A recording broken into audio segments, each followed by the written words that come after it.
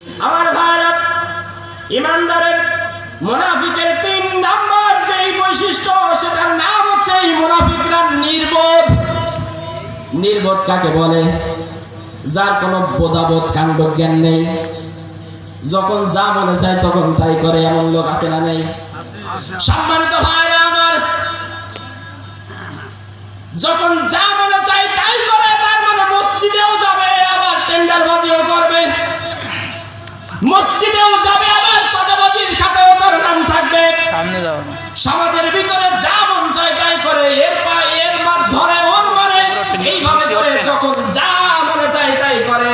আল্লাহ রাব্বুল আলামিন বলেন এরাই হচ্ছে নির্বোধ। আমি আল্লাহ তাআলা কোরআনুল কারীমের ভিতরে সুন্দর করে জানায় দিয়েছি, ওয়া ইযা লাকুল্লাযীনা ক্বালু ওয়া ইযা লাকুল্লাযীনা আমানু ক্বালু আমান্না ওয়া ইযা খালাউ ইলা শায়াতিনহিম ক্বালু ইন্না মাআকুম ইন্নামা নাহনু মুস্তাহজিউন। জোরে বলেন আল্লাহু আকবার।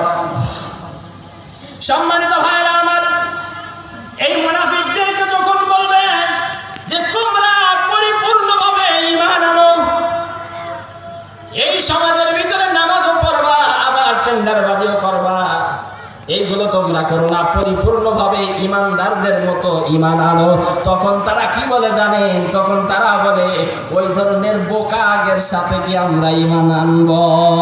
ওই ধরনের বোকাদের সঙ্গে কি আমরা, ওই ধরনের বোকাদের মতো কি আমরা ঈমান আনবো? না না না। তার মানে ওরা বুঝাতে চায় যারা 5 ওয়াক্ত নামাজ আদায় করে, যারা বোকা না, যারা এই সমাজের ভিতরে মানুষ যাদেরকে ভালো মনে করে, ওরাই তাদেরকে বোকা বানাতে চায়। কথা কোন ঠিক কিনা?